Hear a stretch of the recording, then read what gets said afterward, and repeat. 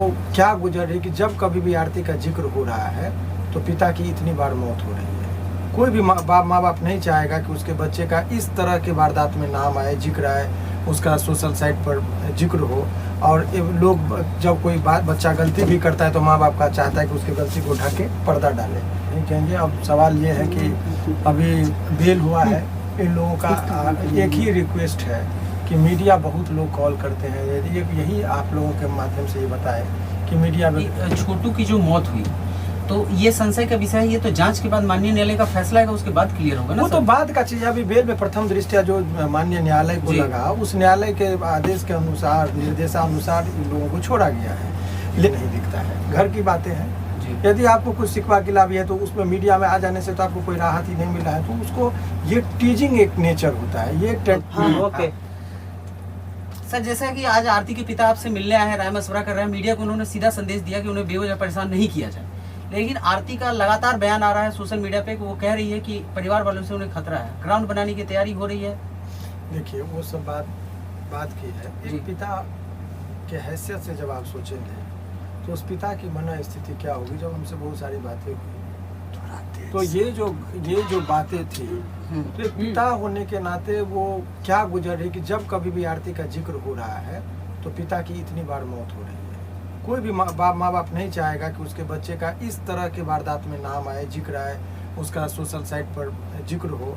और लोग जब कोई बच्चा गलती भी करता है तो माँ बाप का चाहता है कि उसकी गलती को ढक के पर्दा डाले। लेकिन यहाँ तो हर चीज़ में पर्दा हो रहा है, देश विदेश तक की चर्चाएं होने लगी। तो ये जो पिता के हैसियत से जो बहुत पीड़ादायक है, बहुत ही वो अपने आप को कंट्रोल नहीं कर पा रहे, मानसिक स्थिति भी ठीक नहीं रहा।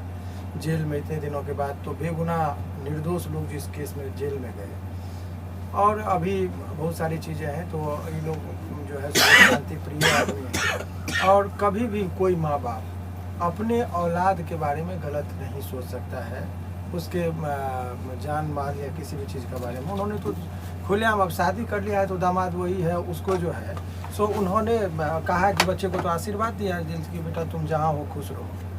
तो इसमें कहीं इस तरह की बात नहीं है, मडगढ़ंत बात है, फिर से नई कहानी बनाने की जो है सो एक कयावत है। तो उसमें बहुत ज़्यादा चीज़ नहीं कहेंगे। अब सवाल ये है कि अभी बेल हुआ है, इन लोगों का एक ही रिक्वेस्ट है कि मीडिया, बहुत लोग कॉल करते हैं, यही आप लोगों के माध्यम से ये बताएं कि मीडिया वगैरह इनके घर पर नहीं जाए, क्योंकि अच्छी बात नहीं है।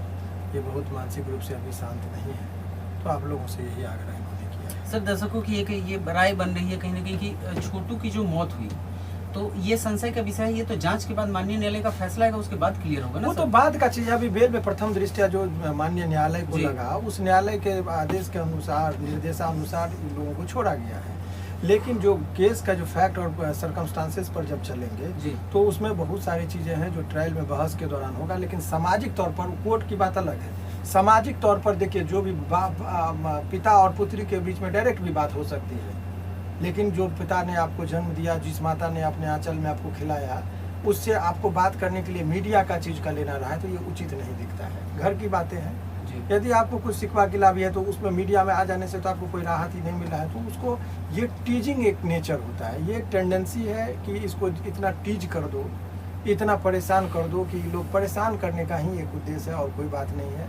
रही बात बेल का, देखिए ये बात मैं आप लोगों के सामने कह रहा हूँ, वकील होने के हैसियत से नहीं, एक मानव के नाते, एक जिम्मेदार नागरिक होने के नाते, कि वो बच्चे की जो मौत हुई है छोटू की, उसके प्रति और उसके परिवार वालों के प्रति हमारी भी गहरी संवेदना है। ऐसी बात नहीं कि बेल हो जाना ये। लेकिन अब सवाल ये है कि जिस तरीके से उस बच्चे की मौत हुई, परिस्थिति देखिए, वो गया घर में। हमारे करंट के बारे में आप जान लीजिए, वो वारदात जो है, जो आप लोग जानना चाह रहे हैं, तो उसमें ये होता कि जब रात में 2 बजे में जाएगा तो हल्ला हुआ, चोर डके चोर का हल्ला हुआ। पूरे ग्रामीण लोग दौड़े, ग्रामीण कल्चर में लाठी डंडा से लोग दौड़ते हैं। चोर को पकड़ते थे, इनको लगा कि जा मेरे घर में किसी का हादसा हो जाएगा, मर जाएगा। वो बहुत बुद्धिमानी दिखाया। उन्होंने क्या किया, उसको रूम में ले जाके बंद कर दिया कि इसको कोई मारे नहीं। सुबह में पंचायती की भी बात आई कि पंचायती होगा तो ये करेंगे, हवाले करेंगे। तब तक लोगों से मौत से बचाने के लिए इनके परिवार के सभी लोगों ने उनको रूम में रखा सुरक्षित। और सुबह में पंचायती भी हुई, और 164 के बयान में भी उसने लड़की यही कहा है कि एक आदमी का नाम कि दूध लेके गया, दवा लेके गया था। यदि जान मारने का नियत रहेगा तो कोई दूध और दवा लेके जाएगा? वो इसलिए कि इसके साथ कोई अनहोनी नहीं हो जाए। लेकिन वो लड़का जो है सो या तो डर के कारण हादसा, देखिए जब इस तरह की परिस्थिति, बहुत लोग जानना चाह रहे हैं कि जब वो घर में किसी कोई पकड़ाएगा किसी दूसरे घर में, तो मानव का जो एक प्रवृत्ति है वो डरा, हदस गया, उस कारण से उसकी मौत हुई, या वो आत्महत्या भी कर सकता बंद कमरे में।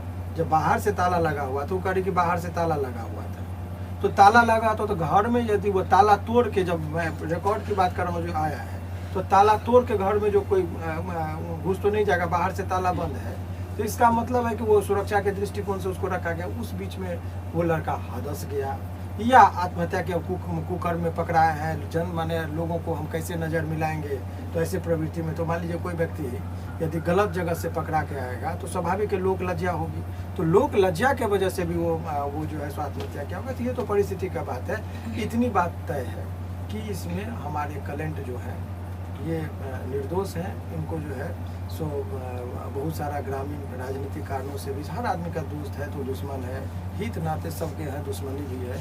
तो विलेज पॉलिटिक्स का भी एक माध्यम रहा, जो लोगों को उस घर का परिवार का लोगों को तो सब फंसाए बताए, कर कुटुंब, दामाद का दूसरा जगह गाँव, इसको इस गांव से क्या लेना था, रात में 2 बजे में तो इसके यहाँ बैठा नहीं था, कोई प्री प्लान नहीं था, तो वो कहाँ से आया, तो उन लोगों को जानबूझ के नाम पे सुनियोजित तरीके से उन लोगों का भी फंसाया गया।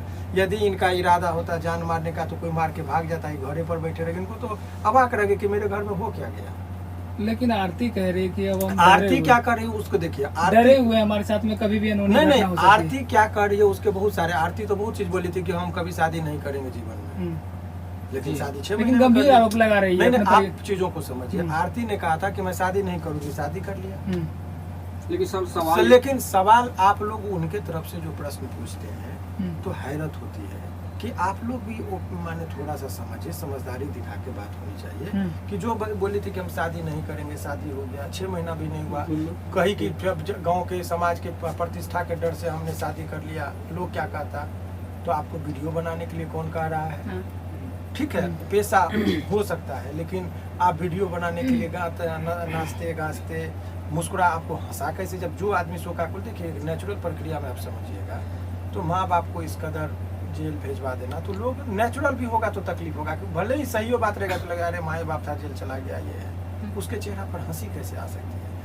जो अपने प्रेमी का, जिसके प्यार में पागल थी, उसकी मौत के बाद 6 महीना के अंदर में वो डांस करता हुआ थिरकता हुआ कैसे आएगा? आप लोगों ने कहा कि छोटू को न्याय मिलना चाहिए, तो मैं ये कह रहा हूँ कि न्याय मिलना चाहिए धीरेन्द्र यादव को, जिसके इज्जत को नीलाम किया जा रहा है पूरे समाज के अंदर में। धीरेन्द्र यादव के पूरे जमीन जथा, परिवार, घर, सब कुछ को लूट लिया गया। उसकी बूढ़ी माँ तड़पती रही, वो भी उनके बयान को कोई देखने वाला नहीं रहा।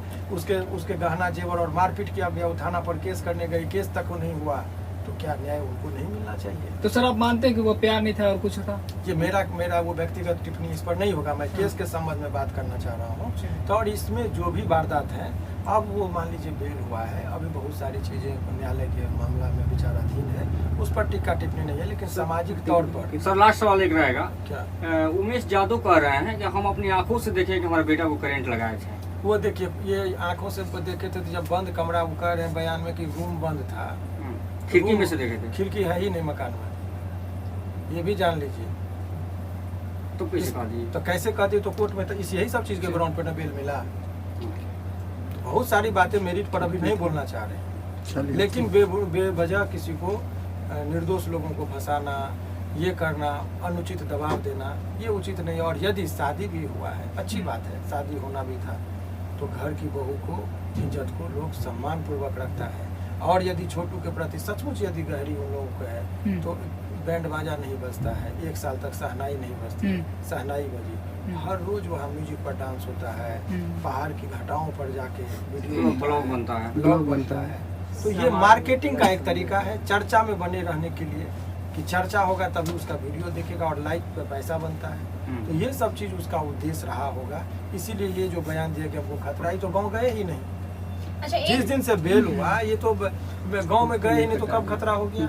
जेल से निकलने के बाद कागज पत्र, आपको मत मालूम है कि इनके घर में अन्न, पानी और दाना तक नहीं है। उसके इंतजाम है कि कोई गांव में कोई इनके रिश्तेदार, नातेदार, कर कुटुंब के यहाँ से 1 बोरा चावल आया, तो किसी के यहाँ से दाल आया, इसके इंतजाम में है। उस परिस्थिति से उभरे भी नहीं और कहते कि ये हमको धमकी दिया। करे कौन धमकी दिया, हमने भी बयान देखा कि आर्थिक 5 गोली की आदमी आए तो 5 आदमी थे तो वही लोग ना होंगे, यानी कि अपने पिताजी को भी नहीं जानती है चेहरा से। बोले कि हम पहचाने और दूसरी बात कि उमेश यादव के घर को ये लोग नहीं जानते कि कौन घर है उमेश यादव का, एक ही अगल बगल का है।